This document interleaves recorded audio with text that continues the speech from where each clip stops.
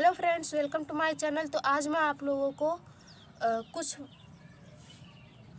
Conference of global warming मतलब कि आपको इस सम्मेलनों पर जो क्वेश्चन उठे हैं उसके बारे में बताने जा रही हूँ। तो यहाँ पर देखिए, सबसे पहला क्वेश्चन क्या है, जलवायु परिवर्तन का कारण है। ये किसमें पूछा गया था? UPPCS प्रीमियम में सन 2013। UPPCS सन 2013 में इसे पूछा गया था, जलवायु परिवर्तन का कारण क्या है। तो यहाँ पर आप देख सकते हैं, ग्रीन हाउस गैसेज जब बढ़ेंगे तो जलवायु परिवर्तन होगा, और प्रदूषण जब होगा तो मतलब ग्रीन हाउस गैसेज बढ़ेंगे ही, और ओजोन परत का क्षरण होगा तो भी जलवायु परिवर्तन होगा। तो यहाँ पर क्या है, उपयुक्त सभी। यहाँ पर दूसरा क्वेश्चन क्या है, निम्नलिखित गैसों में से कौन सी एक गैस धरती पर जीवन के लिए हानिकारक और लाभदायक है? यहाँ पर देखिए क्या है, oxygen, nitrogen, ozone, carbon dioxide. यहाँ पर ऑप्शन डी सही रहेगा, क्योंकि ये ओजोन, ऑक्सीजन तो लाभदायक हानिकारक नहीं है।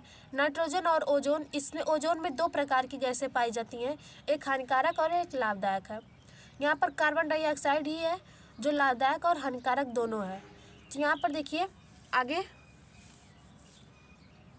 ये देखिए यूपी लोअर में मेंस के 2013 में इसे पूछा था।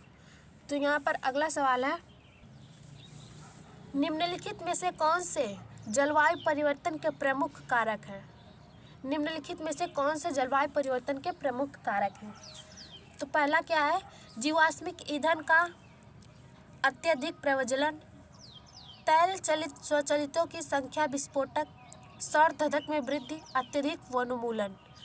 यहाँ पर क्या है कि जीवाश्मिक ईंधन का अत्यधिक प्रज्वलन, ये तो सही है, जीवाश्मिक ईंधन का अत्यधिक प्रज्वलन। तैल चलित स्वचालितों की संख्या विस्फोटक, ये भी सही है। सौर धधक में वृद्धि, सूर्य की आकार बढ़ रहा है, ये भी सही है।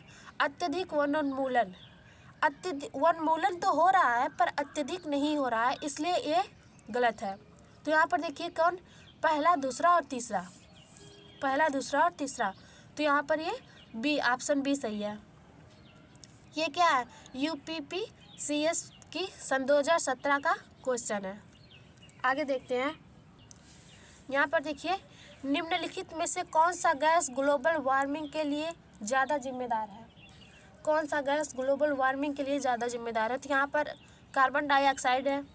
कार्बन डाइऑक्साइड ज़्यादा है, बहुत ही ज़्यादा, इसलिए ये जिम्मेदार है। तो ये कहाँ पर क्वेश्चन पूछा गया था? उत्तराखंड PCS का है, सन 2012 में इसे पूछा गया था। तो आगे देखते हैं, पांचवा देखिए, निम्नलिखित में से किसे वायुमंडल के प्राकृतिक संतुलन के लिए कार्बन डाइऑक्साइड की उपयुक्त सांद्रता मानी जाती है?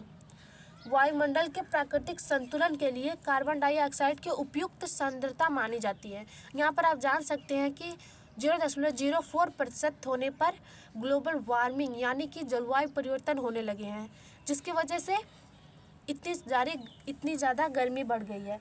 लेकिन इसमें क्या पूछा है, प्राकृतिक संतुलन के लिए 3%, 0.03% है, और ये पूछा गया था UPPCS सन 2017 का क्वेश्चन है ये। यहाँ पर अगला देखिए, निम्नलिखित पर विचार कीजिए कि मीथेन की उत्पादक क्षेत्र कौन कौन से हैं? मीथेन के उत्पादक क्षेत्र कौन कौन से हैं? यहाँ पर आप देख सकते हैं, धान से कौन सी चीज़ निकलती है? धान के खेत से मीथेन ही निकलता है, और कोयले की खान से भी मीथेन निकलता, आर्द्र भूमि से भी निकलता, और पशु के जुगाली करने से भी मीथेन की उत्पत्ति होती है। तो यहाँ पर ये है। आगे देखते हैं, यहाँ पर देखिए, नीचे दिए गए कूट का प्रयोग कर सही उत्तर दीजिए। तो जैसे कि आप देख सकते हैं कि धान के खेत, पालतू पशु, कोयले की खान, आर्द्र भूमि, इन चारों से मीथेन की उत्पत्ति होती है। तो इसलिए ऑप्शन सही रहेगा डी, जिसमें 1, 2, 3 तथा 4 दोनों है। ये पूछा गया था IS सन 2018 का क्वेश्चन है। यहाँ पर देखिए, सातवां क्या है, जुगाली करने वाले पशुओं से जिस ग्रीन हाउस गैस का निस्सरण होता है वह है, अभी हमने इससे पहले वाले क्वेश्चन में पढ़े थे ना कि पालतू पशु जब जुगाली करते हैं, या कोई भी पशु हो जब जुगाली करते हैं, तो वहाँ से मीथेन निकलता है। तो इसमें भी क्या सही रहेगा, मीथेन। ये उत्तराखंड PCS का सन 2005 का क्वेश्चन है। अब अगला देखते हैं। यहाँ पर देखिए सन 2015 में जलवायु परिवर्तन सम्मेलन कहाँ हुआ था। इससे पहले हमने आपको बताया था ना कि पेरिस समझौता जो कि 2015 का समझौता था और वह अमेरिका का अंतिम समझौता था, इसलिए यहाँ पर क्या रहेगा, पेरिस समझौता रहेगा। पेरिस ये क्या है, छत्तीसगढ़ PCS का सन 2015 का क्वेश्चन है। यहाँ पर आगे देखते हैं। हाल के वर्षों में मानव गतिविधियों के कारण वायुमंडल में कार्बन डाइऑक्साइड की सांद्रता में बढ़ोतरी हुई है, किंतु उनमें से बहुत सी वायुमंडल के निचले भाग में नहीं रहती। क्योंकि निचले भाग में नहीं रहती है, देखिए यहाँ पर क्या है, वह ब्राह समताप मंडल में पलायन कर जाती है। दूसरा, समुद्रों में पादप प्लवक प्रकाश संश्लेषण कर लेते हैं। और तीसरा है ध्रुवीय बर्फ छत्रक वायु को प्रग्रहण कर लेते हैं। यहाँ पर देखिए क्या है, ऑप्शन दूसरा सही है, क्योंकि समुद्रों में जो पादप होते हैं ना, वो हमारे CO2 को अवशोषित कर लेते हैं। तो यहाँ पर क्या रहेगा, उपयुक्त में से कौन से कथन सही हैं, तो ऑप्शन बी रहेगा। यहाँ पर देखिए ये IS सन 2011 का क्वेश्चन है। अब अगला यहाँ पर अगला देखिए क्या है, बड़े पैमाने पर चावल की खेती के कारण कुछ क्षेत्र संभवतः वैश्विक तापन में योगदान दे रहे हैं। इसके लिए कौन से कारणों की उत्तरदायी ठहराया जा सकता है। यहाँ पर देखिए पहला क्या है, चावल की खेती से संबंध अवायवीय परिस्थितियाँ मीथेन के उत्सर्जन का कारक है। दूसरा है, जब नाइट्रोजन आधारित उर्वरक प्रयुक्त किए जाते हैं तब कृष्ण मृदा से नाइट्रस ऑक्साइड का उत्सर्जन होता है। यहाँ पर क्या है, ये दोनों सही है, क्योंकि चावल की खेती से तो मीथेन निकलता ही निकलता है, लेकिन जब नाइट्रोजन आधारित उर्वरक खेतों में प्रयोग किए जाते हैं तो वहाँ पर नाइट्रस ऑक्साइड की उत्पत्ति होती है। तो यहाँ पर देखिए ऑप्शन 1 और 2 दोनों सही है। यह है IS सन 2010 का क्वेश्चन। यहाँ पर देखिए निम्नलिखित गैसों में से कौन सी गैस ग्रीन हाउस गैस नहीं है। यहाँ पर ऑक्सीजन नहीं है, ये तो सबको पता है, क्योंकि ग्रीन हाउस गैसेज वही हैं जो नुकसान करती हैं, जो हमारे लिए हानिकारक है, जिसके वजह से ग्लोबल वार्मिंग बढ़ रही है। तो ये ऑक्सीजन है, जो कि ऑक्सीजन बढ़ी तो नहीं है बल्कि कम ही हो रही है। और ये क्वेश्चन क्या है, UPPCS सन 2016 का क्वेश्चन है। यहाँ पर अगला सवाल देखते हैं। निम्नलिखित में से कौन सा विश्व का सबसे बड़ा ग्लोबल कार्बन उत्सर्जन है। वर्तमान समय में ये बात का नहीं पूछ रहा है कि पहले कौन था, ये वर्तमान समय की बात हो रही है। सन 2013 में जब देखा गया था तो यहाँ पर सबसे ज़्यादा चीन जो है कि उत्सर्जित करने वाला देश था। तो ये क्या है, यूपी लोअर का सन 2015 का क्वेश्चन है। तो अगला देखते हैं।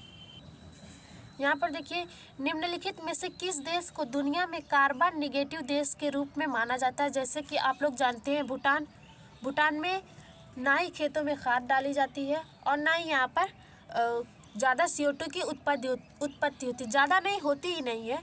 तो भूटान है, ये आपको क्वेश्चन याद रखना है, बहुत ही इम्पोर्टेंट क्वेश्चन है कि भूटान जो कि कार्बन निगेटिव देशों में आता है, भूटान ही है जो कार्बन निगेटिव देशों में आता है। ये देखिए क्या है, यूपी लोअर का सन 2015 का क्वेश्चन है।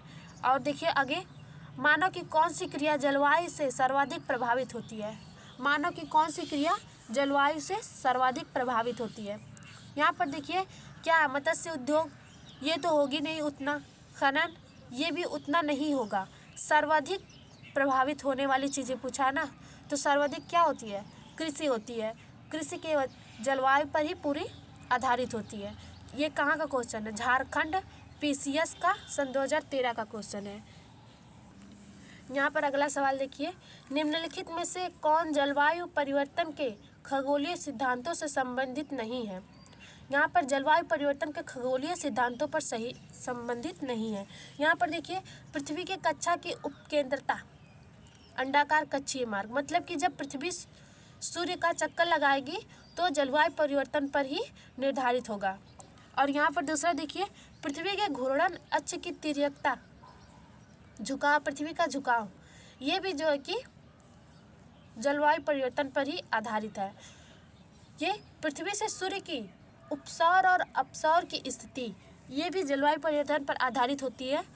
सौर किरणित ऊर्जा, सौर विकिरण, ये दूसरा है, ये पूरा चैप्टर ही दूसरा है, ये जलवायु परिवर्तन पर आधारित नहीं होती है। तो यहाँ पर ऑप्शन क्या रहेगा? ऑप्शन डी रहेगा। ये क्या है? UPPCS का री एग्ज़ाम में सन 2015 में पूछा गया था। आगे देखते हैं। यहाँ पर देखिए अगला, निम्नलिखित में से किसने सुझाया था कि पृथ्वी की धुरी पर अवस्था बदलना जलवायु परिवर्तन के लिए एक कारक है? यही क्वेश्चन है जो इससे पहले हमने बात किए थे कि जलवायु परिवर्तन किस चीज़ की वजह से होती है। यहाँ पर देखिए पूछा है कि ये किसने बताया था कि पृथ्वी की धुरी की अवस्था बदलने से ही जलवायु परिवर्तन होता है। तो यहाँ पर देखिए क्या है ऑप्शन, मिलुटिन मेलानकोविच, इन्होंने ही कहा था कि पृथ्वी की धुरी पर अवस्था बदलना जलवायु परिवर्तन का एक कारक है। यहाँ पर देखिए UPPCS मेंस के सन 2015 में क्वेश्चन पूछा गया था। यहाँ पर अगला देखिए, वर्ष 2015 में पेरिस ने UNFCCC बैठक में हुए समझौते के संदर्भ में निम्नलिखित कथनों में से कौन से सही हैं?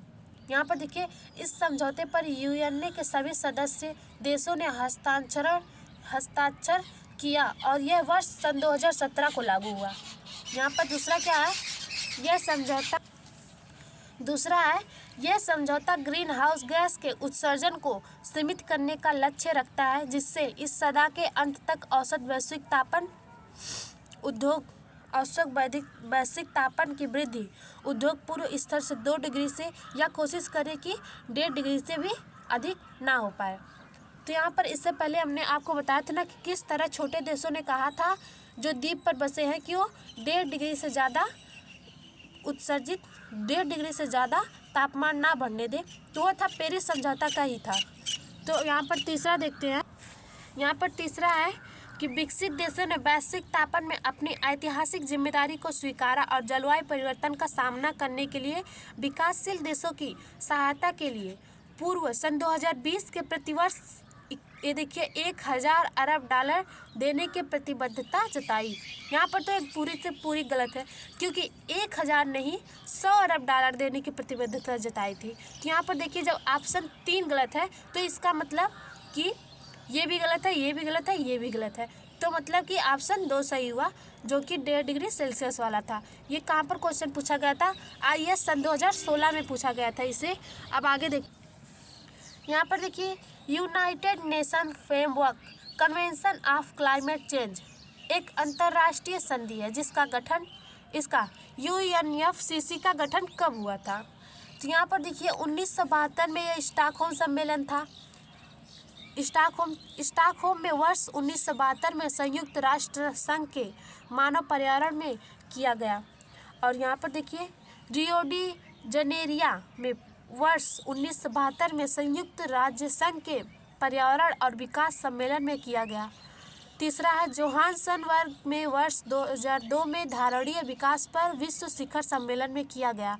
और डी क्या है? संयुक्त राष्ट्र जलवायु परिवर्तन में सम्मेलन कोपेनहेगन सन 2009 में किया गया। यहाँ पर तो आप देख सकते हैं कि 2002 और 2009 से कोई लेना देना तो है नहीं। और 1972 में क्या हुआ था? 1972 में स्टॉकहोम सम्मेलन हुआ था। 1992 में ही UNFCCC का गठन हुआ था। तो यहाँ पर ऑप्शन कौन सा सही है? ऑप्शन बी सही है। यहाँ पर देखिए यह है IAS सन 2010 का क्वेश्चन। तो जय हिंद दोस्तों, बात करते हैं अगले वीडियो में।